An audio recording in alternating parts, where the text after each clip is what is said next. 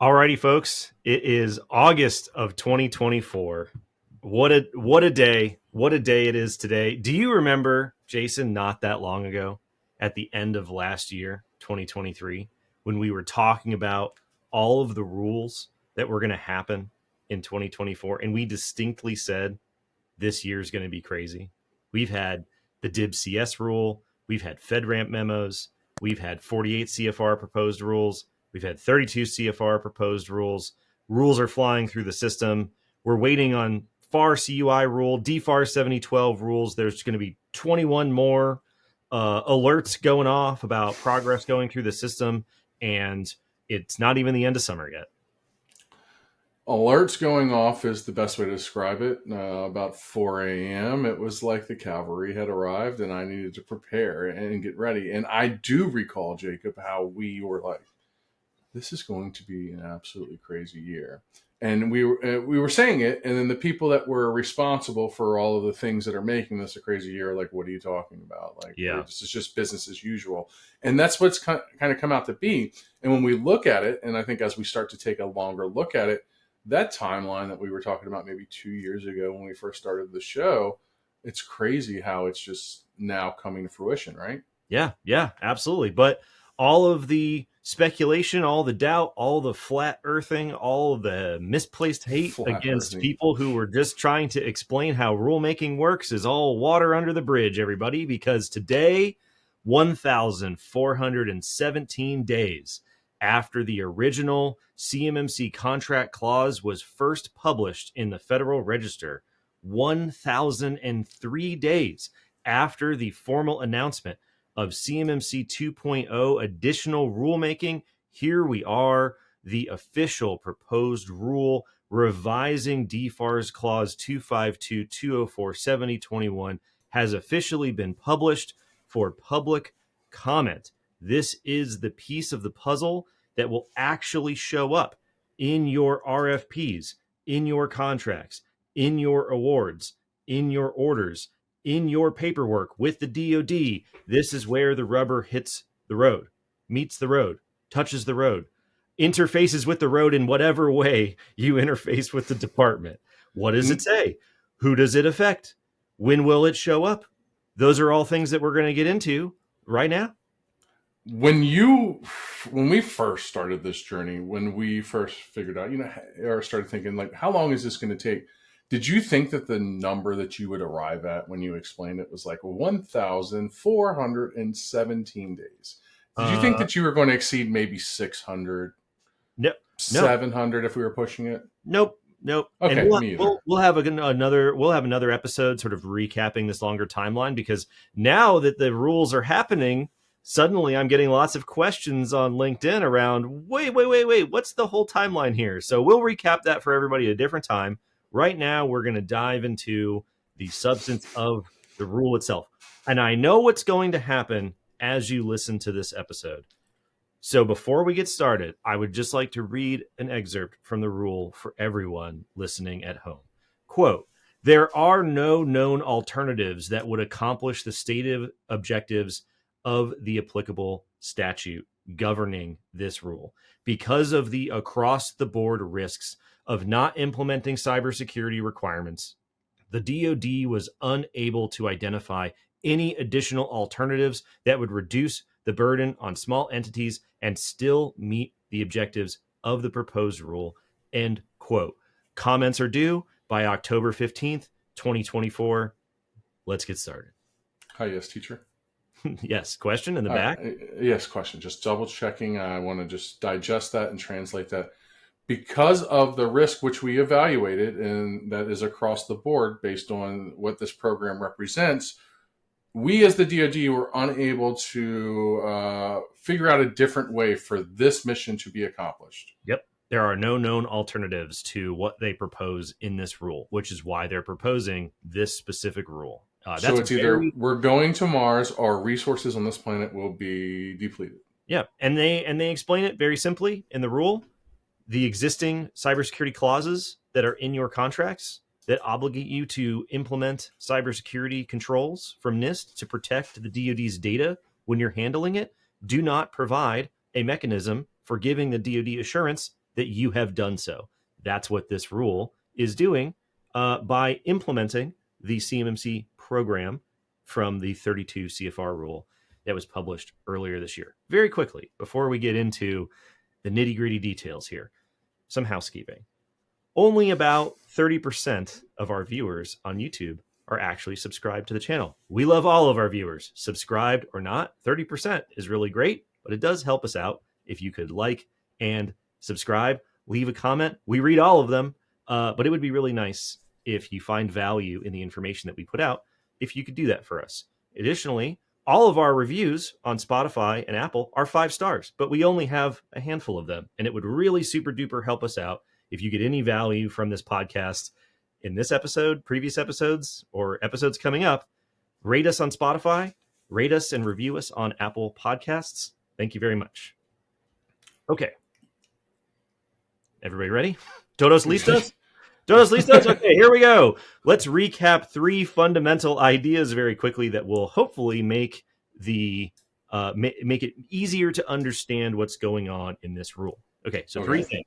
The standard rulemaking sequence, the fact that there is one CMMC program implemented by 2 different rules, and the third part, what the DFARS actually is. We're going to go through these very quickly. So the standard vanilla rulemaking sequence, cutting out a lot of details here, a lot of details. A proposed rule gets published. The government takes public comment on that rule. They then take a period of time to adjudicate and respond to those public comments, at which point they submit a final rule that gets published, and that's all she wrote. And then the regulation then goes into effect. Prior to publishing a proposed rule or a final rule, the Office of Information Regulatory Affairs, OIRA, conducts something called regulatory review. It's just the red tape of the rulemaking process. So submitting a rule, proposed or final, to OIRA, concluding the review, and sending it over for publication are very big milestones in the overall rulemaking process that allow us to estimate timelines that the government doesn't necessarily estimate in the rule itself or when they discuss the rule, if they even can at all, which is why we always send off alerts on LinkedIn and the podcast and whatever about it was submitted, it's out of review. They signal what's happening through the process, even though they don't really get covered in the news very much. Okay, that's the generic rulemaking process. The CMMC program consists of 2 different rules. And because of that, they're on 2 different timelines of this vanilla process to go through rulemaking. So there is a 32 CFR CMMC rule and a 48 CFR CMMC rule. What does that mean? Okay, so the first rule establishes the CMMC program. It outlines how the levels work. It outlines how waivers work. It outlines how roles and responsibilities work. It outlines all the policy, all the structure, all the documentation, the overall programmatic piece of CMMC. DoD programs are codified at a thing called Title 32 of the Code of Federal Regulations, or the CFR. So we refer to this rule as the program rule, if you will, or sometimes 32 CFR CMMC. The second rule creates a contract clause that will show up in defense contracts, specifically indicating what CMMC certification level will be required to take award, right?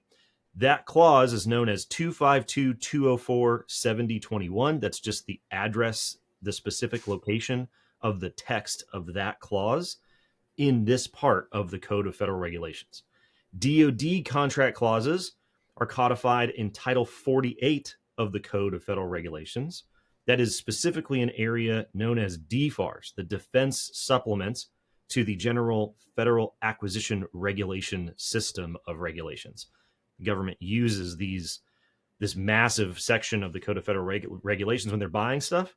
All the agencies have supplements when they're buying stuff specifically.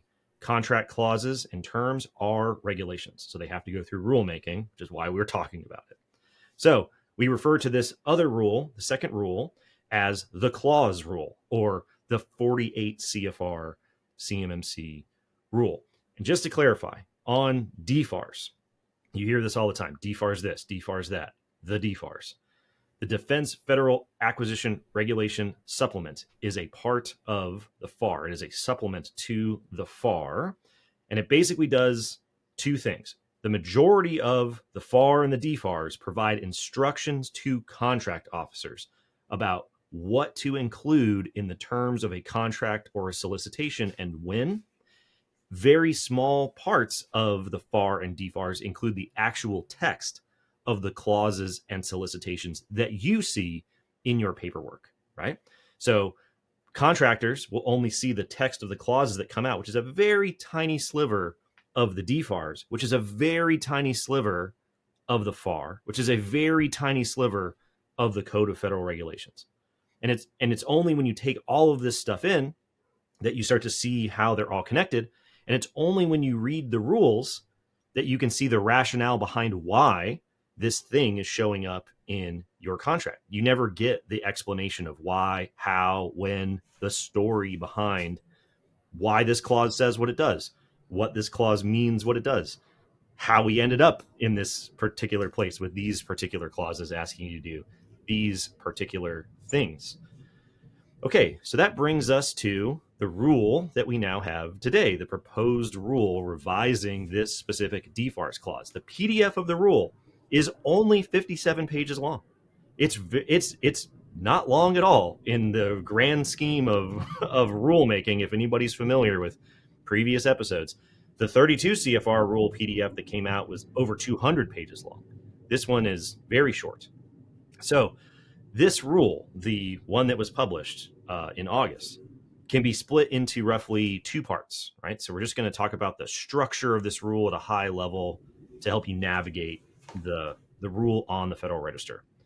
So you can split this roughly into two parts. You have what's known as the preamble, and then you have the text of the changes to the DFARS itself. The preamble is 44 of the 57 pages. This is the rationale behind the changes that are going into DFARS. This is the part that is the interesting part, but it's also the part that's the hardest to dig through, right? This includes all the cost-benefit analysis. This includes all the regulatory impact analysis, all the small business impact analysis. It includes responses to public comments, legal justifications, executive order review findings, all of that red tape that makes the rulemaking process take so long is documented in the preamble of the rule. But it isn't the part that shows up in your contracts. The last 13 pages of this 57-page document are the part that outline the changes to the DFARS. What's up? So you said in the preamble, 48 CFR is where we found the RIA, the regulatory impact analysis. If I remember correctly, and I may be misremembering, but for 32 CFR, when that rule came out, wasn't the regulatory impact analysis a separate standalone document because it was so large? Yes. So RIA's regulatory impact analyses, a lot of these are separate documents that get posted on the rulemaking docket. Now, the reason why rules are growing in length is they need to post the information from the regulatory impact analysis, and then they need to post a summary of the information from the regulatory impact analysis, and then they need to post the summary of the text of the changes, and they need to post the text of the changes, and they need to post this and a summary of this, and just on and on and on. And then all of a sudden you have this gargantuan 200-page rule, even though the actual text of the policy is really only a few pages long, and the amount of analysis that they had to do is relatively small. This is why rulemaking takes a year, 18 months, or longer sometimes, because of all this stuff that they have to do prior to publication. It is not indicative of the rule being in a precarious or uncertain state. It's literally just the amount of paperwork that has to be done to get a rule from idea to codified regulation. Now, that isn't to say that those first 44 pages are not useful. In fact, they are the parts that I find the most useful, because buried in those 44 pages are lines that explain, how did we come up with these estimates? Why are we doing this? Why is it that we decided to make it at the time of award rather than before the bid or after award? That you only get those explanations when you read the rules. And right, but those are explanations. Those explanations aren't things that are, and to kind of get to my point, like building it up, but those expectations aren't things that are altered by public comment. Those expectations aren't things that are altered in the rule. There's only 13 pages worth of stuff that Correct. is actual contractual applicable to the defense industrial base, right? Right. And so the reason why that's important, and I'll hold off and let you continue in your flow, but the reason why that's important is because realistically, what we're talking about is they average 266 days to review and change 13 pages. Yeah, absolutely. And that's a good way of describing it. And what I'll say is that the day I woke up, right? The day that I left the Matrix was Thank the Lord, the day that I found out that the rationale behind why these things are the way they are documented going all the way back to 2011 in the Federal Register if you just take the time to read them. And it is clear as day why they're doing it, their rationale for doing it, the lack of alternatives approaches to doing it other than this way. And when you read all the proposed to final, interim final, proposed to final rules from 2011 up until now, it makes it, as I've said before, clear as day that this is an inevitability. It is an inevitability. It is not an anomaly. But if you've never read those parts, and to be fair, it's a difficult read. It's not an easy read. If you've never read those parts and then all of a sudden you just hear about it and then you get the text of this random clause that shows up in some RFP, you're like, what is going on? And that's exactly the position that I was in when I first entered into this space. I was like, what's happening? This is crazy. These people clearly hate small businesses. They're clearly trying to just put everybody out of business. This is some sort of strange scam or conspiracy. And then you're like, once you zoom out, you're like, oh, this is wait a minute. This is a decade-long policy initiative that's finally coming around the corner, but we're just hearing about it now, which is why people are confused about the merits of it.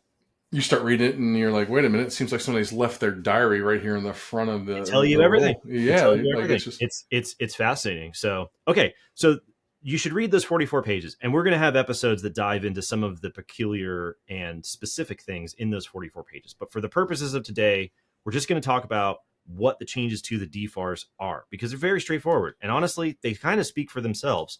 There's really not a lot going on here. So as far as the DFARS changes go, it's only 13 pages long from top to bottom. And it's made up of three things: revisions and updates to various parts of the DFARS, policy guidance, and instructions to contract officers, right? It revises the DFARS 7021 contract clause, and it creates a new provision, DFARS 252204, and then they give us a placeholder here, 7YYYY. We don't have a number yet. It could be 7100 or 7119, or we don't know what that number will be. They'll fill it in.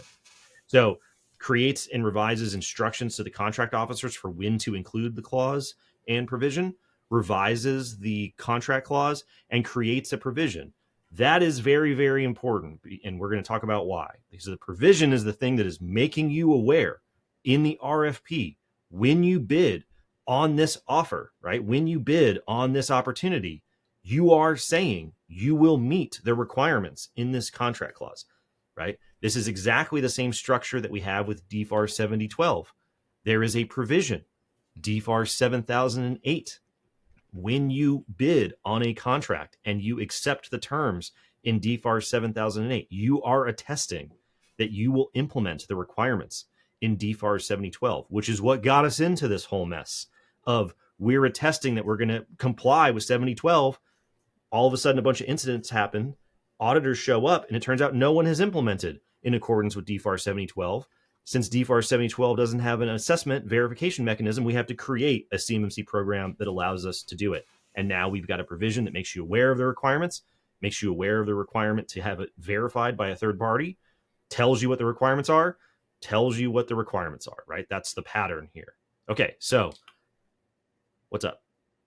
I just want to clarify, right? We're talking about two rules here, and we're talking about what's contained in this rule. This would not be a rule where I would look to see the definition of security protection data, or I would look to see the applicability to external service providers or anything like that.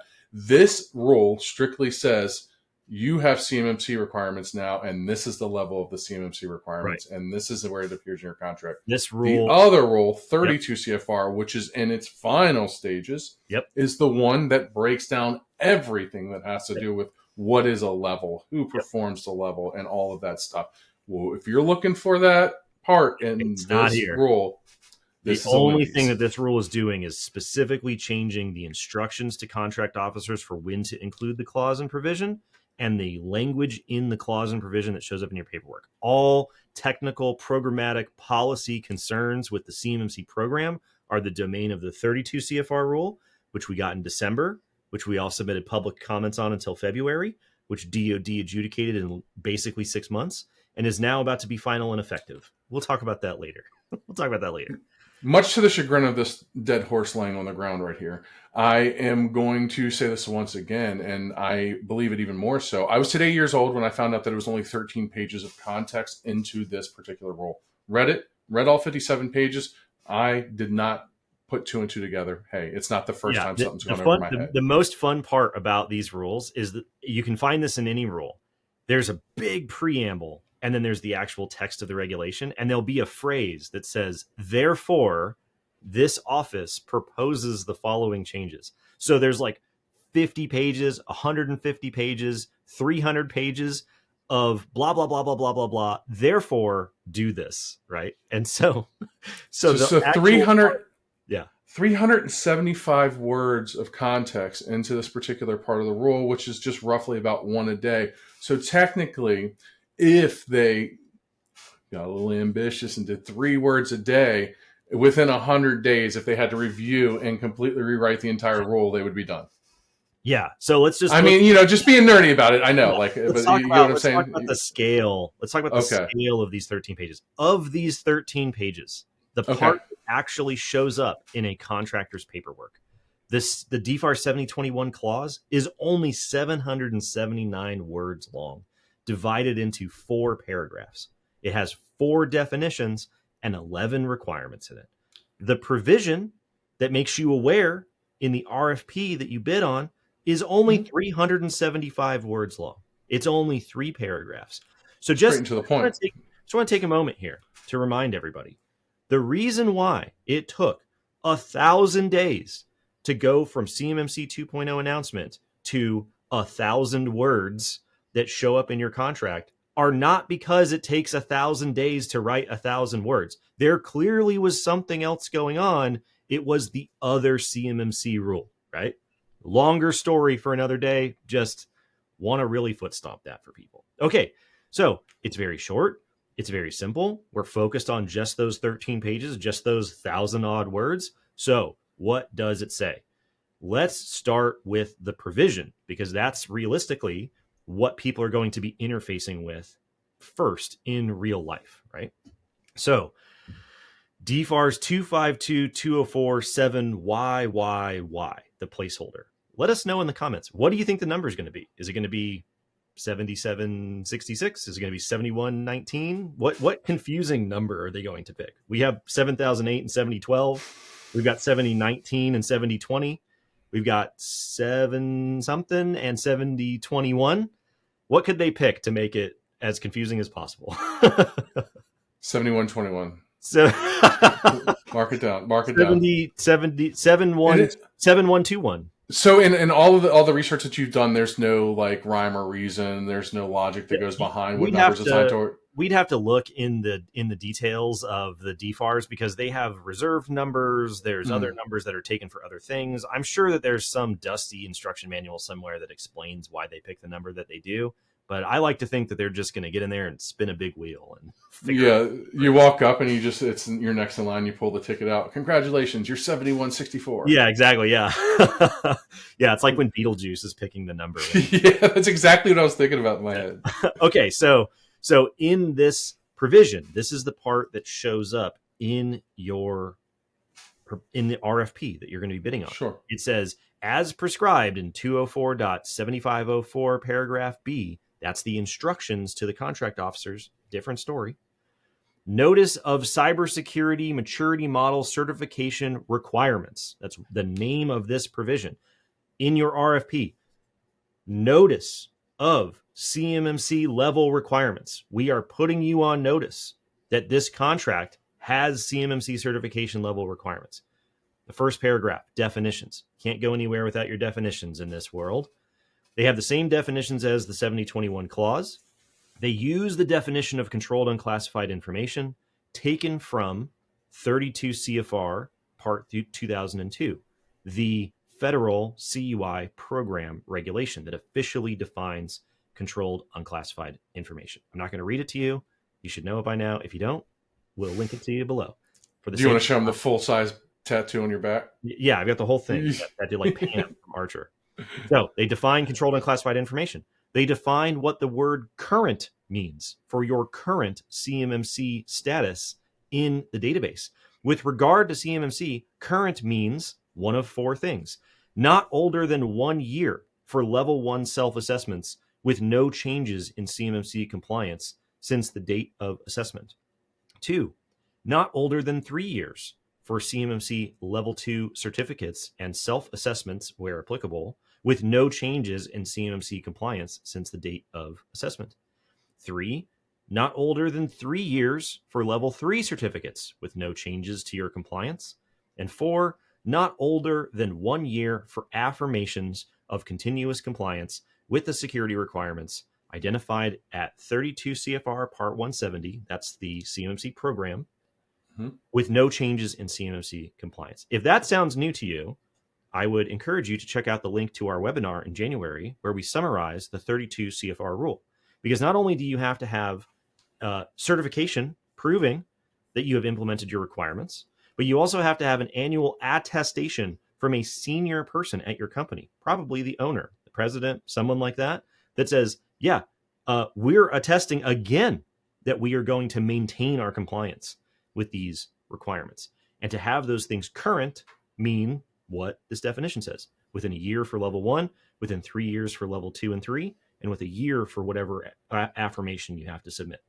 So what stands out to you the most in all four of those comments, or all four of those bullet points? Well, the one that jumps out to me the most is that they've defined what current means. There's no question. When it says you have to have current status for us to review prior to award, that's what it means. But with no changes to CMMC compliance. So yeah, that's a big X factor through this rule. Because technically, change to my boundary is that this is the boundary that's been certified by my certified CMMC third-party assessment organization, C3PO. Or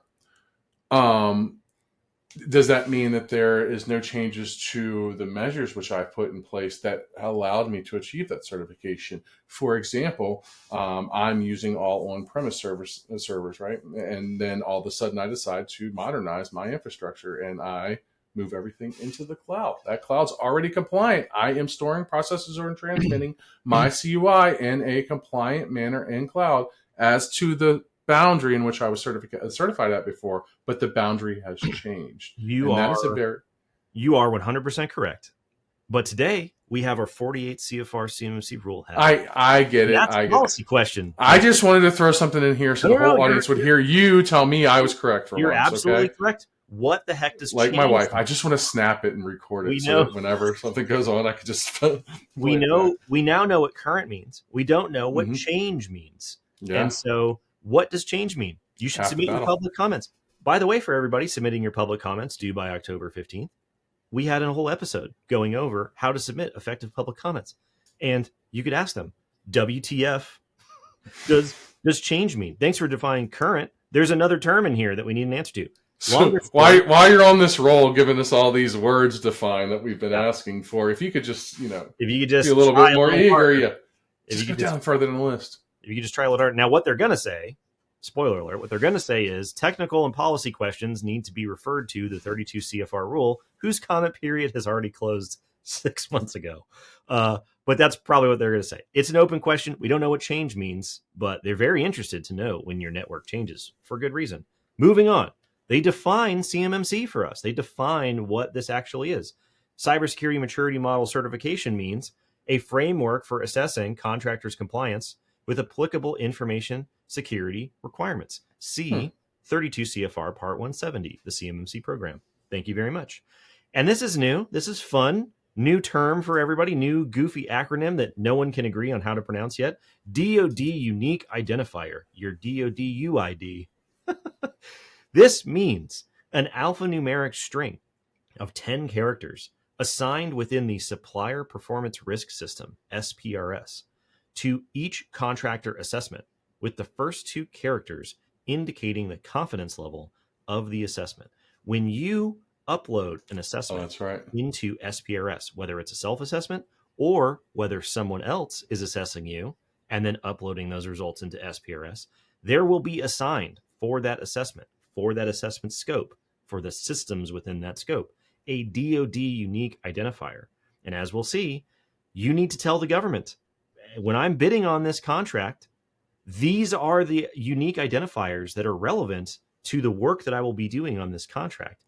Now, we're not lawyers, but this sounds like something that is going to come back and bite people, because you are saying, this is the scope of our assessment. This is the scope of our certification. When I do work with your data, this is where the data is going to be. And when they come by later on their own or after an incident and they say, hey, this thing happened over here outside of this DoD UID, mind explaining what the heck is going on around here? So scoping is very important. Much longer conversation, definitely outside the scope of the 48 CFR rule. Get it? But these DoD unique IDs are going to play a very important role in CMMC moving forward. Yeah, so are you sure that this happened on my information system? Yeah, is your DoD unique identifier 10-22414? Yep, that's you. All right. Like, putting the 10 out there is just automatically advertising, we think we know what's going on. That's crazy.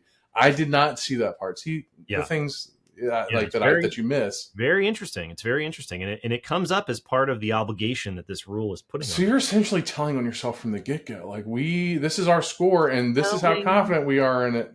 Telling on yourself is one thing. An accurate accounting of exactly what systems are processing what data is probably how DoD. Sorry, you're reporting how you feel in the form of an MXD report to the DoD, and then getting a number assigned based on that. Good thing everybody is able to assess things accurately. It's a 10. It's a 10, I tell you. I give it a 10. Okay, the second paragraph here of this provision. Cybersecurity maturity model certification level. This is the big part. This is the part that people are going to love the most, hate the most. First part of this paragraph. This is the text that will be in the provision. This was the text that will be in your RFP. The CMMC certificate or CMMC assessment level required by this solicitation is, and this will be filled in by the contract officer. Level 1 self-assessment, level 2 certificate or self-assessment, level 3 certificate. It will say it right there. Your CMMC level for this work is blank, and the contract officer will fill that in. Below that, they say this CMMC certificate or self-assessment level is required prior to award for each contractor information system that will handle FCI or CUI during the performance of this contract in accordance with the unique identifiers that are provided when you upload that information into SPRS. The next line in this paragraph, the offerer will not be eligible for award of a contract, task order, delivery order, or etc., resulting from this solicitation if the offerer does not have the results of a current CMMC certificate or self-assessment entered into the supplier performance risk system at the CMMC level required by this provision, and an affirmation of continuous compliance with the security requirements as identified in SPRS for each information system that will be used during the course of performing work for this contract or solicitation. If you don't have those things in this system, you're not taking award of the contract. The level that's required to do this work is blank. So, question, how does your CMMC level get into SPRS? This is from the preamble, so we're talking about it here. It's not actually in the text of the solicitation. Offerers will post CMMC level 1 and level 2 self-assessments into SPRS themselves. Level 2 certificate assessment results And level 3 certificate assessment results will be electronically transmitted by the third party that did your assessment. How convenient. How convenient. If you go out and get a level 2 assessment, the C3PAO or whoever, the DoD or whoever's doing your assessment, they will put it into SPRS. So you don't even have to do anything. Thank you very much. Saves us a lot of time, as we'll see later with their time estimates. Yes, question. Raise his hand. So if, and this kind of channels back to the DoD unique identifier number, right? If my results are being put in by a third-party assessment organization or by the DoD, by DIPCAC, if I get a level 3, what confidence number do they put at the beginning? And then how liable am I for that, right? Like not liable because it's a third party, right? It goes on them. But is everyone, like I would not be the one that says that I just got a C3PAO to do my level 2 assessment and my DoD unique identifier number, which is the number that they put in kind of for me, starts with a 2, but I got a 110. Like, that's a little weird, right? It is a little weird. It's definitely an open question. There should be some sort of preface or some sort of character string in the beginning that's not 1 through 10 that indicates that this was done by third party, right? You would think. I don't know. You would think. I don't know. I don't want to hold up the rule or reinvent the wheel. I'm just saying automatically, just from the surface right here, this is something that stands out to me. Like, how is there something to delineate a 10 from a contractor self-assessment and their score going in there, right? Because all I'm seeing is a string number, right? You want to know what I've done. Here's the number that identifies me in your little database that says that this is what my confidence was. But if it's done by me and I put a 10, or if it's done by a third-party assessment organization and I put a 10, those are two staunchly different things. Yeah. Yeah, you're right. Okay. Say it again. I just want to record it. Yeah, you're right. Yeah, you're right. It's the DoD UID thing is pretty crazy. Just to recap, in the RFP, it's saying the CMMC level requirement to do this work is X. And you will not take award of this offer if you don't have proof of that level in SPRS, and if you don't have an attestation from a senior company official saying you're going to maintain that level while you do this work. Again, if you want to know more about those senior company official attestations, check out our webinar from January where we cover it in detail from the 32 CFR rule. There's only one last paragraph here for this solicitation, and it talks about DoD unique identifiers. At the request of the contracting officer, topic near and dear to my heart, apparently. At the request of the KO here, the offerer shall provide the DoD unique identifiers issued by SPRS for each contractor system that will handle FCI or CUI during the performance of this work. The DoD unique identifiers are provided in SPRS after the offerer enters the results of self-assessments for each such system, or after they are electronically inputted into SPRS for you. And that's it. That's what shows up in RFPs in accordance with this rule once the rollout begins. Your level to do this work is X. If you don't have proof of it in SPRS, bye. If you don't have an attestation from a senior company official that says you're going to maintain that level, see you later, right? That's it. That's it. Pretty simple. Pretty simple. Now that's making you aware. This is making you aware of the terms that will be in the contract clause, DFARS 252, 204, 7021. There are some changes to the language of the clause in accordance with this rule. So let's talk about what the clause says. Also very short, and it says at the very top, in accordance with the policy that is giving guidance to the contracting officers, insert this clause into solicitations. We'll talk about the details of that a little bit later. Contractor compliance with cybersecurity maturity model certification level requirements. It's the name of the clause. So they give us the definitions, same definitions that are in the provision. There's 4 of them. Then they talk about, in the next paragraph, the requirements. The contractor shall do these things. There are 6 of them. The first one has 2 parts. Have a current CMMC certificate, or current, we know what current means, CMMC self-assessment at the following CMMC level or higher, blank. Contract officer will fill in. This will match what's in the solicitation that's making you aware that you're agreeing to this term. Second part here, consult 32 CFR Part 170, the CMMC program policy, related to flowing down information in order to establish the correct CMMC level requirements for subcontractors and other contractual instruments. That's going to be a spicy meatball that we're going to get to here in a minute. Okay, next, 2 of 6 here. Maintain the CMMC level required by this contract for the duration of the contract for all information systems used in performance of the contract to handle FCI or CUI. Number 3, only process, store, or transmit data on information systems that have a CMMC certificate or self-assessment at the CMMC level required by this contract or higher. Number 4, notify the contracting officer within 72 hours when there are any lapses in information security or changes in the status of CMMC certificate or self-assessment levels during the performance of the contract.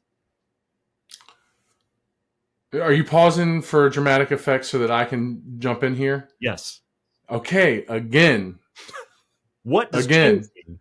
Right, but just the way that it's worded, right? Any lapses in information security. If I go 1-for-1 with a FedRAMP solution that solves the same problem and configure it the same way, is that a lapse in my security or a change to improve my posture? And how is that have to be documented, and how does that affect my outcome? These are big questions that if I were reading this right now and I had no deeper knowledge of 32 CFR 170, these are things that I'd be like, hold the sauce. This is where we have to figure out what's going on. Yeah. Okay. I think. What do you mean by change? Let's talk about that some more. We're almost 100 episodes in. Finally, you pause for dramatic effect so I can interrupt you instead of me feeling like a jerk for interrupting you when you're on a flow of things. This is a new era, right? It's growing, yes. It's a new us. We got a new rule, new us. New rule, who dis, right? Anyways, yeah, what has changed me? I think so far reading through this, we're sort of converging on that's kind of the big question in our minds around what exactly do you mean by change here? 72-hour reporting period is pretty quick. DFARS 7012 has a 72-hour reporting period, which matches here, but this is changes to the status of your environment as tracked by unique identifiers according to your assessment. So there's a let's think about this in the FedRAMP world. What happens if a change takes place in the FedRAMP world? Because this is kind of what it's modeled off of, isn't it? Right? Like if you realistically think about it, right? You achieve certification to operate the system, to operate CUI, just like you're getting authorization to operate on a FedRAMP system, right? And then when there's a change to the system, what do you have to do, Jacob? You got to notify. Yeah. Yeah. So is that just basically what it is? Hey, dear DoD CIO, we stopped using insert poorly configured tool here that met requirements that was not operationally functional. And then we decided to go with this because A, it's cheaper. B, our users actually know how to use it. There's no changes to our security posture. K, thanks, bye, see you in 2 years. Well, here's the real trick for you is most of the people who need to make these changes and notifications don't have a direct line to the CEO or the CIO. They don't have a direct line. They've only been plastered in a daggone email for about 3 or 4 years. No. Who do they need to notify? Their prime contractor. So you're going to call, right. Realistically, are you going to call Lockheed and be like, oh man, we made so many changes to this environment. Wait till you hear about all the changes we've made, right? This dynamic is going to be very different whenever it's flowed down into the supply chain. We don't really know. I could imagine that within the option periods for the self-attestation or the certification, in that period that you have to maintain the compliance, I would imagine, and I know this is wishful thinking and probably very naive on my part, but I would imagine that now these prime contractors are going to send out these things like that we've been seeing for the past couple of years. It's like, hey, what's your status of CMMC certification? Are there any changes to your system that we need to know about? Yep. Have you made any significant changes in the last 6 to 12 months? And then you're going to say, hey, yeah, we started using insert thing that helps us work better here and stay secure instead of insert thing that wasn't working well and our users couldn't use. Okay, Lockheed's going to be like, or sorry to name drop Lockheed, don't sue me. Big acronym is going to be like, hey guys, good luck. Yeah. Thanks for letting us know. This opens a whole. Hope you find your dad. This opens a whole can of worms because you're outsourcing a bunch of your system maintenance and changes to an MSP. So you might not even know if your system's changing. So I hope you have a good relationship with your MSP partner. I hope they have like some sort of document that details all the things that they do on your behalf. I hope your change control process is very well documented and very robust. Anyways, let's talk about the last 2 pieces here for these requirements. Number 5, complete and maintain on an annual basis or when changes occur to CMMC compliance status, an affirmation of continuous compliance with the security requirements associated with this level, blah, blah, blah, blah, blah, and performance of this contract. the senior company official attestation part. And last but not least, number 6, ensure all subcontractors and suppliers complete and maintain on an annual basis or when changes occur an affirmation of continuous compliance with the security requirements in accordance with the level for all these systems, blah, blah, blah, blah, blah. Hold on, you missed the most important part of that, blah, blah, blah. See what? See 32 CFR Part 170. Over and over and over. So over and over and over again, they refer to the CMMC program policy at 32 CFR because this is just implementing it in contracts. Yeah, so as we go through and we read the text of this, again, I hate to resort back to the thing that we said at the beginning. I don't feel like they were like, oh, 32 CFR is done. It's in its final stages. Let's start working on that daggone 48 CFR. I think that 32 CFR went through the OIR review, got to the stage, and once it was at a stage where they knew it was in its finalist of form, they were like, "Hey, look at this thing that we don't have to do a lot of editing on it. We They don't have to be sequential. They can be. Yep.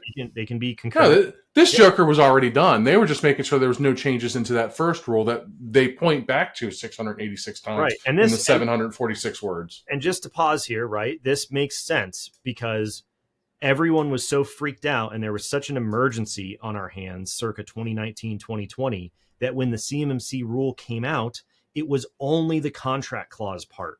There was no documented CMMC policy anywhere. They put the contract clause cart in front of the policy rule horse. So when you say go get certs and there's no waivers and there's no policy, where is that written down? So the DoD messed up, right? In their haste to satisfy Congress and all this stuff, they just slapped a contract clause together and they said, we'll figure it out when we get there. And rightly so, after they did the review, DoD said, we have to write this down in a policy somewhere. There's a bigger irony here to this, given NFO controls and things that we've talked about in the past, longer conversation. So now that's why it took so long. We had to write everything down in a policy so that the contract clause has something concrete to refer to. Now we've got both pieces 1,000 days later, and here we are off to the races. Every other week, there's some new update about rulemaking because all the paperwork and red tape has been taken care of. Okay, let's talk about the last 2 paragraphs of the contract clause. Reporting requirements. The contractor shall, you have 3 things to do here. 1, submit to the contract officer the DoD unique IDs issued by SPRS for the systems that will process, store, or transmit FCI or CUI during the performance of this contract. You report that to them, right? You give them the numbers of your DoD unique IDs. You enter into SPRS the result of self-assessments for each DoD unique ID applicable to each of the contractor information systems that will handle the relevant data during the performance of this contract. And lastly, you will report to the contracting officer any changes to the list of DoD unique IDs applicable to each of the contractor systems that handle this covered data used in performance of the contract. So this clause is making you do 6 requirements: maintain these things, have these IDs, blah, blah, blah, flow things down, and report certain information to the contracting officer, right? And so as we talk about later, the estimates around time and cost for complying with this rule involve only the amount of time that it takes for you to get those unique IDs and submit them, get those assessment results and submit them. Actually going through the assessment, paying for the assessment, prepping for the assessment, actually implementing the requirements that will be assessed are outside of the scope of this rule. Only within the language of these clauses specifically is inside the scope of the rule. Okay, last but not least here on this paragraph, probably the biggest one that's going to affect most people. Paragraph D, subcontracts, flow down. There are 2 things here. Everyone needs to pay attention to this part. The first part, insert the substance of this clause, including this paragraph, paragraph D, and exclude paragraphs B5 and blah, blah, blah, blah, blah, in subcontracts and other contractual instruments, including for the acquisition of commercial products and commercial services, excluding COTS items, when there is a requirement under the subcontract or similar contractual instrument for the CMC level. This is the mechanism that flows this language down in subcontracts as it moves through the supply chain. Here's the important part. Prior to awarding a subcontract or other contractual instrument, ensure that the subcontractor has a current CMMC certificate or current CMMC self-assessment at the level that is appropriate for the information that is being flowed down to the subcontractor. Prior to awarding a subcontract, make sure that the subcontractor has their corresponding CMMC level for real, right? This is why, if you are a subcontractor in the DIB, your timeline for certification is faster by definition than the timeline that DoD can estimate for the rollout of the rule. Because when the primes take award of their contract, before they can issue you a subcontract, you have to have the certification before the data can flow to you, which means if they know that they're going to be taking award, you have to necessarily have that stuff in place prior to that, because they have to have everything, their I's dotted and their T's crossed, so that the data can flow once they take award. It's a condition of contract award. Now it's also looking deeper into it, like the paper trail and the trail that's attached to it. I do have two questions for you from your knowledge, and maybe somebody in the audience can answer it for us too. Has there ever been a situation where you have to completely list all of the subcontractors and then deliver that to the contracting officer? Or it was just saying that you put your bid team together and this was it, right? Yeah. So generally, there's probably some specific issues where like the subcontractors that you use will be disclosed. There's lots of debate around it, whether that's proprietary information. There's also something called the Paperwork Reduction Act, which limits the DoD's ability, or the government in general, their ability to ask for information from the public or even from contractors. This is really the reason why the DoD has such poor visibility into the supply chain. Well, that's kind of the point that I was getting to, is that now it's not a guesstimate of, oh, well, it's 200,000. And we always say it's 200,000 they know about. Now it looks like they're making measures to make sure that they know exactly how deep this goes. No, they won't know. They won't know where it goes. This is the problem. As the kids might say, the flowdown clause is the part that yeets the requirements over the wall, right? So they can see who they award contracts to. They may sometimes be able to see the next subcontractor down, but there is no requirement to report back up every time that this clause flows down.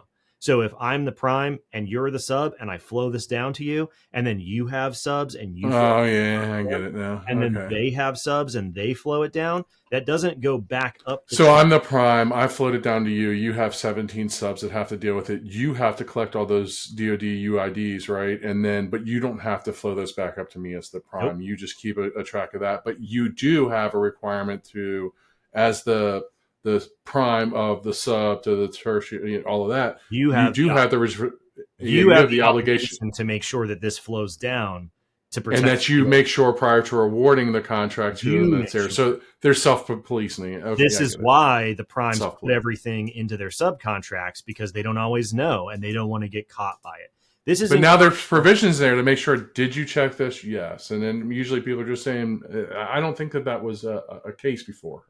I think that it's so important. 7008 and 7012 have flowdown.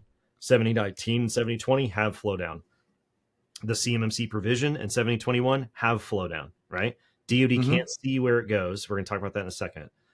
This is in contrast, for those who are interested, in something like GDPR. GDPR, the European privacy standard, has what's known as sub-processor disclosure. So when your data is being handled by sub-processors and sub-processors and sub-processors, they have to disclose that back up the chain. We don't do that around these parts because of something called the Paperwork Reduction Act. Recoding America, which is a great book, talks about this specific problem when the government is trying to develop software and websites and why it's typically so clunky. They literally are not allowed to ask for feedback from users when they're developing their website, because they have to go through this massive rulemaking process to clear and approve the ability to ask questions. So there is no one-for-one feedback iterative process, which is why government software and websites tend to roll out the way they tend to roll out. It's why we don't have visibility into the supply chain, except in very specific cases. We just say, there's a flowdown mechanism. You're obligated to do it. Good luck. And if you don't do it, we'll hold you accountable for it. And that causes all these weird behaviors to emerge. So let's talk about flowdown in some more detail here.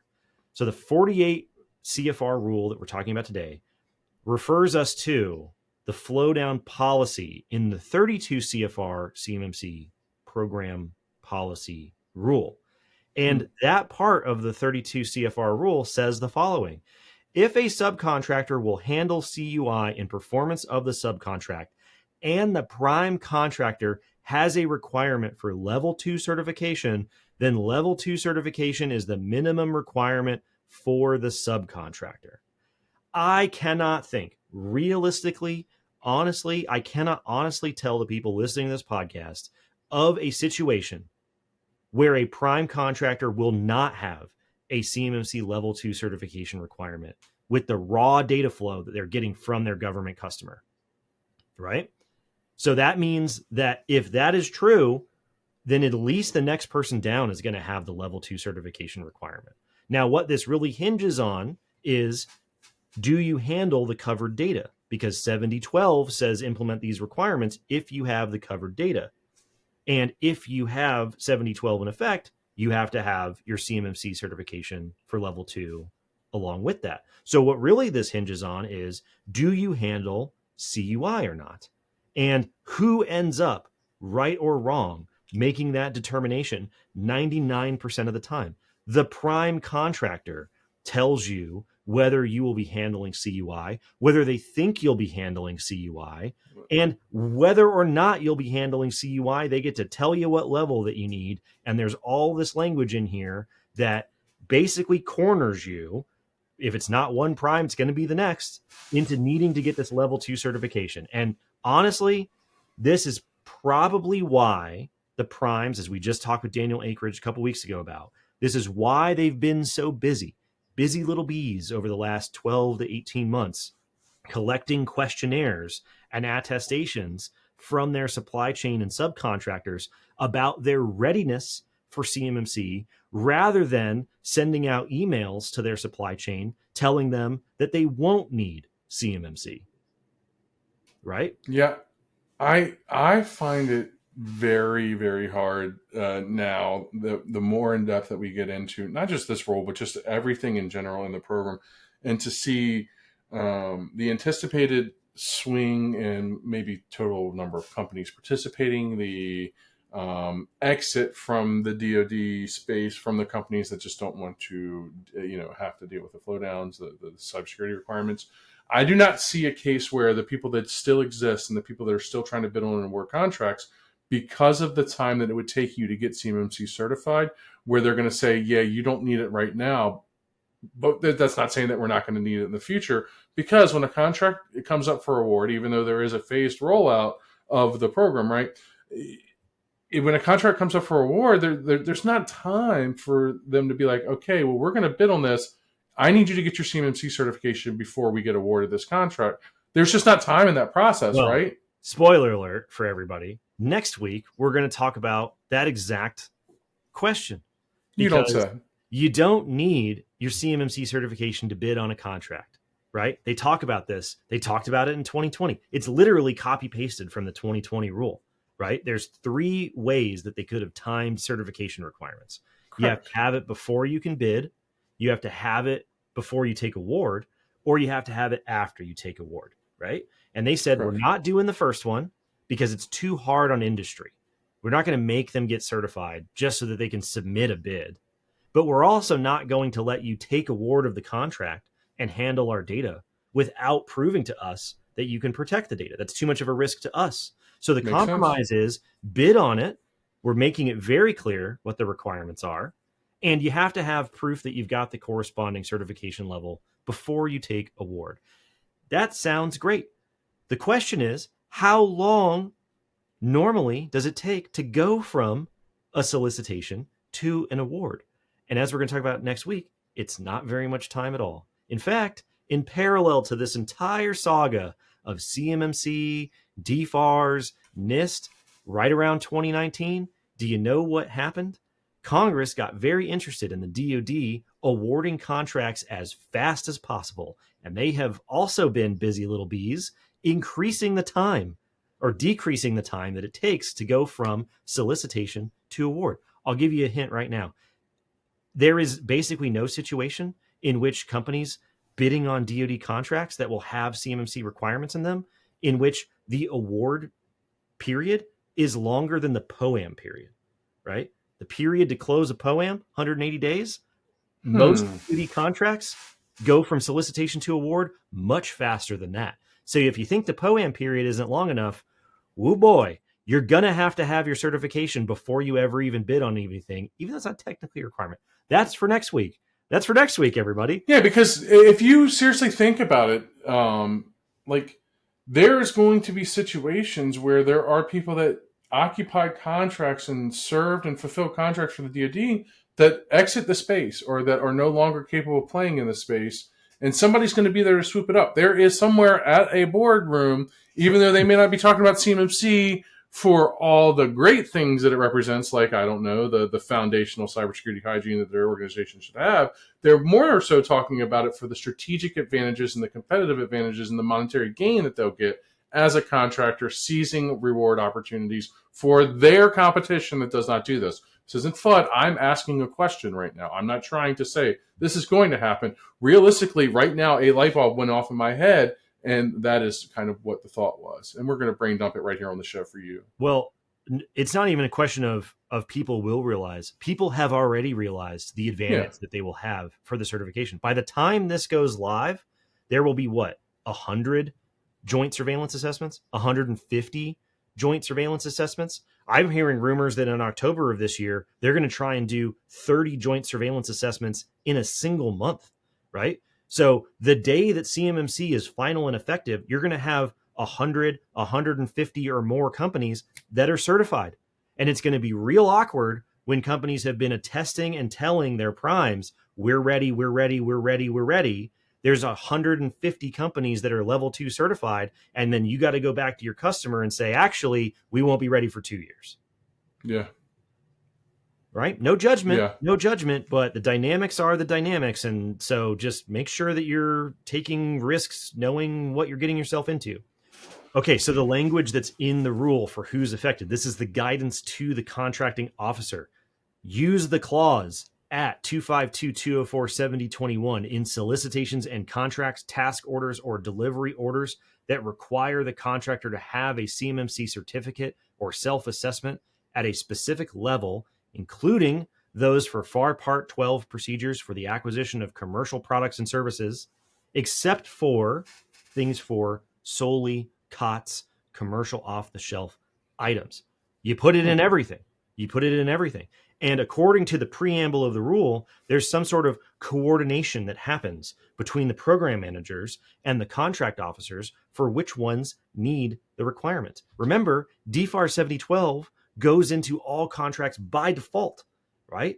And then the contract officer is going to turn around and say, which level of CMMC do you need? And it's up to program managers' discretion to determine what level you need. What do you think their answer is going to be, right? It's probably going to be L2 certification or higher 99% of the time because they're shipping massive amounts of freaking satellite data to Lockheed. They're shipping weapon system data to Northrop. They're shipping armored vehicle blueprints to whatever company, right? Of course it's going to be CUI. They're not going to be like... Or they're just frightened that they're not going to apply the appropriate protections to the wrong thing, right? Just the same as when it comes to marking CUI. That's what we see, right? 100%. Everybody doesn't want to be the person that undermarks CUI. They don't care if they overmark the CUI, as we see, and it's becoming apparent. It's the same thing that's going to happen with adding CUI requirements into contracts. Who's affected? Honestly, everybody. Everyone. It's everybody. And they're not going to be able to tell you who's not affected.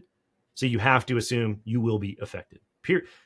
Just look around. Just look at which way the winds are blowing. Okay. The second part of who's affected here in guidance to the contract officers. Use the provision 252-2047-YYY in solicitations that include the clause 7021, right? Put the clause in contracts that require it. PM, do we require it? Yes. Okay. Include the provision that makes people aware of the requirements anytime the clause is required. End of story. Okay. It's going everywhere. Okay. One note here. This is a condition of contract award for everything above what's known as the micro purchase threshold, which is $10,000. Sometimes you have acquisition regulations that only apply above the simplified acquisition threshold, which is like $250,000. Here, This does apply below the simplified acquisition threshold, small businesses listening at home. So if you are doing any work, an order, a contract, whatever, and it's worth more than 10 grand, you're probably going to get told that you need CMMC level 2. Realistically. Okay. Everybody sitting down. How many companies are affected? Oh, I'm not walking through the numbers in the estimate. And here's why. They don't know. They don't know. They haven't known. They've never known. They never will know. That's it. That's the end of the story. They don't know how many companies will be affected. No one knows how many companies will be affected. They don't know how many companies are in the DIB. They've never known. They're not even allowed to ask most of the time. They can't see the subcontractors in the DIB. According to the preamble of the rule, they don't track awards by specific data flow, so they don't know where the CUI is going or if an award will even contain CUI. Yet they base their estimate for the number of companies that will be affected by CMMC based on the number of awards containing DFARS 7012. Everyone at home, do you see the problem here? DFARS 7012 is prescribed to go in all contracts and solicitations. We don't track which awards have CUI. And so we assume that the number of companies that will need CMMC is the number of companies that has DFARS 7012. Therefore, everyone needs CMMC. And on top of that, in terms of their phased rollout, according to the preamble of the rule, they don't track how many years it takes for every contractor to be awarded a DoD contract. So the DoD assumes this will occur over a period of several years, but they don't know. They don't know where the data is. They don't know who's getting it. They don't know who's working for who. They don't know when they're getting awards. They don't know anything. They just know that they have X number of contracts with 7012. So that's probably somewhere around the number. If you are trying to predict when you are going to get this requirement or what level you are going to get this requirement, you are playing a losing game, right? You are going to be told that you need to implement these requirements, whether you have the CUI or not. And then you're going to be told to go get the certification. There is just no honest way that I see this playing out where the average company in the DIB is going to be able to navigate avoiding this obligation. I think that they knew that. We're talking about the same organization that can send beautiful dogs into Afghanistan to find terrorists, right? And then you're telling me that they don't know how many companies are there. I think that this was the intent the entire time. They reason why they honestly don't. They honestly don't. But I'm telling you that you're not adding tags and numbers that are going to have to get submitted to a system for the DoD, not to at some point in time, some report. That's an interesting point, right? How many DoD UIDs will be in SPRS 3 years from now? That's an interesting question. Yeah. And that's what I'm trying to get at, is that at some point they are trying to illuminate this. And at some point right now, I don't think that there's a report that crosses a desk at the DoD that says that there are 4,686,000 companies in the DIB right now, right?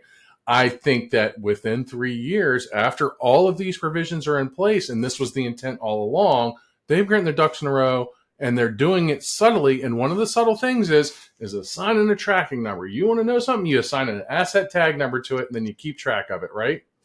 Yeah. Congratulations. You are now an endpoint.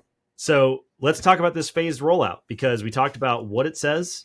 We talked about who it affects. We talked about how it flows down. Let's talk about when does this start, right? When does this start? Okay. So they talk about in the rule that the first 3 years are going to be this phased roll-in period. And the real details for this come from the 32 CFR rule.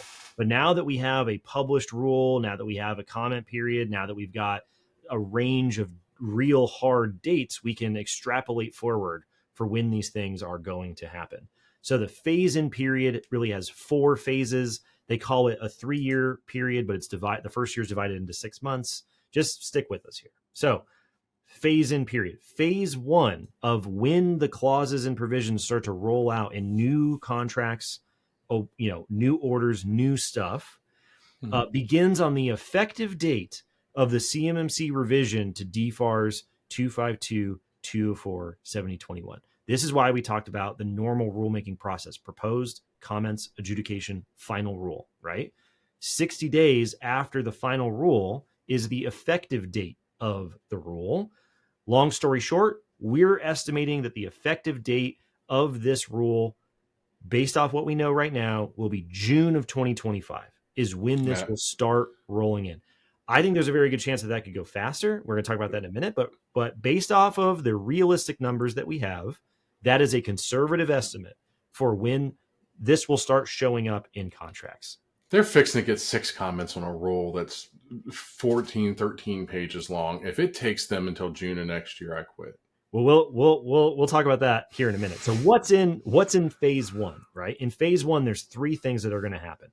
CMMC level 1 or level 2 self-assessments for all applicable solicitations and contracts as a condition of award. 2, at the DoD's discretion, level 1 or level 2 assessments as a condition to exercise option periods for contracts that were awarded prior to that effective date. So you're not necessarily safe if you got a contract awarded to you before this happened. And 3, at DoD discretion, here's the big one, level 2 certification for applicable DoD solicitations and contracts. At DoD discretion, day 1 that the rule is effective, DoD gets to decide whether level 2 certification assessments will be required. What does that mean, you might ask? The preamble of the 32 CFR rule helps us understand.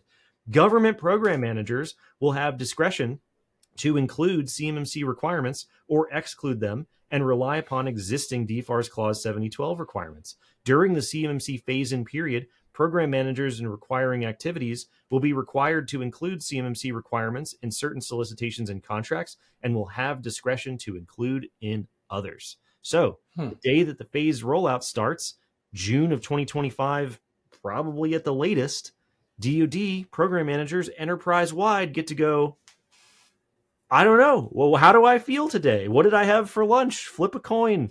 At our discretion, we know how discretion works when they get to mark CUI. Everything's CUI. So for the longest time, people have been looking at the phase rollout plan for the DoD and they're seeing year 1, they're saying 517, was it 71 or 17? It's like 5. Yeah. So the phase 1 first 6 months of the rollout in year 1, they say it's going to be 500 companies all together. And so people are looking at that and they're saying only 517 contracts or whatever it's going to be. No, all along the DoD's being at least 517 and if that's contracts, right? At the very minimum, if we have identified already, and just going by what we think here, just having rules in their back pocket, I bet you they got about 517 contracts in their back pocket right now that just happen that are going to catch a little bit of extra text once this thing goes official, right? Those are direct awards. So that means that anybody they're awarding a subcontract to has to have that stuff flowed down to them, which means you have to have the cert before the direct award is awarded, which means that's why your primes are asking you, when are you going to get certified? Because we don't know if we can include you on this thing that we're going to take award for in the summer of next year, which is probably why there's a couple hundred companies that have already done their joint surveillance assessments and why the C3POs that we talk to are saying that they're completely booked out until like the beginning of summer of next year, with people just already getting in line to get certified. I would like to look at the makeup of the companies if there is a stress test, right? A DIPCAC stress test that takes place. I'd like to look at the makeup of the companies and see like if there's any relation, any correlation or whatever. If they're just, hey, congratulations, you're randomly lucky to go through this completely stressful situation. Or if it's a case of we need to bust out some of these very quickly to put ourselves in a better position on a lot of very key important contracts. Yeah. Okay, so let's talk about why we think June of 2025 and why it may be earlier than that. So the effective date of the rule, of the final rule, will be 60 days after the publication of the final rule. And based off of what we currently know, if this rule takes as long as the 32 CFR rule, a rule which is 4 times longer, a rule which had 1,800 public comments, a rule which was a net new policy, a rule that is not a revision, a rule that is much, much more complicated and controversial. That rule took 127 business days to go from publication to submission for final regulatory review, which is where we're sitting right now, waiting for that final rule to come out. So if this rule takes that long, then it would be submitted for review to OIRA in February of 2025. It would be published in May of 2025, and it would be effective in July of 2025. Probably not a stretch of the imagination to imagine that will be June. And to your point, There are a lot of reasons to believe that this will not even take 127 business days to get through this process, because they're going to adjudicate comments on a rolling basis. They've preempted all these public comments by issuing responses in the preamble to the rule, which will be a different episode. The rule is extremely simple. The scope of the rule is extremely narrow, and they're already beating the average timelines for the rulemaking process and the review allowed time periods that they get for reviewing these things. This one only took 86 days. OIRA gets 90 to 120 days to do it. There's no way, dude. I cannot imagine. And then it's a safe estimate, June 2025, unless something happens. Unless something major happens that side rails this, which I don't. We've asked this a couple times. I don't foresee this at all. Unless something major happens, I do not see how this goes into June of next year. Yeah, there's no way unless now. There's a couple things that we'll throw in there. We'll throw in an election, change in Congress, the year, the sessions that go out for all the people that have to review it, right? Because people are going to go on a break here pretty soon, and it takes a little while to ramp back up. There's going to be some changes in that period, so maybe that allots for it. The rule won't be published until May. The election will be in the rearview mirror. Congress will be in session. Yeah. I mean, so that's inclusive of that as an X factor. So conservatively, it'll be June of 2025, which is not that far away, everybody. So plan accordingly. Okay, the last couple phases of the phased rollout here. Phase 2, 6 months following the start date of phase 1. Since we're calling it June of 2025, let's call this December. We'll call it Q4 of 2025. Level 2 certifications for all applicable DoD solicitations and contracts as a condition of award. At DoD discretion, level 3 certifications as a condition of contract award. So even if you dodge the first 6 months, by Q4 of 2025, that solicitation and clause that we talked about from this proposed rule that's out is going to be in everything, everywhere, no questions asked. And the rest of the phases, phase 3 and phase 4, is just level 3 coming online, stuff going into option periods by default, and then all CMMC levels specified by the solicitation and clause being included off the bat a year after by Q4 of 2026, and then a year after that by Q4 of 2027. But the rest of the phase rollout really doesn't apply if discretion is going to fly day 1 of phase 1, and then 6 months later, it's just going to be in all contracts by default anyways. Yeah, if there's that discretionary portion of this that goes into it, and you start letting the contracting officers determine what the thing is, don't you see it starting to spill over saying, you know what, we want the max level of security. Level 2, we thought was the max. Yeah, dude, like I could see 3s going in there. Yeah, 100%. I'm just saying there is nothing that will surprise me. Yeah. Does that make sense, right? Yeah, there's no scenario that will surprise me. That's a real dynamic. That I think will occur. Okay. My goodness. So there's a bunch of interesting stuff in the preamble that we just don't have time to talk about today. We're going to have future episodes on it. What do they say in the public comment responses? The details of their estimates, the details of their timelines, things like that. We'll cover that in the future. But this is what the rule says. This is who it affects. This is when they will be affected and how many people will be affected. And just like we talked about before, you don't need CMMC certification to bid. You need it to take award.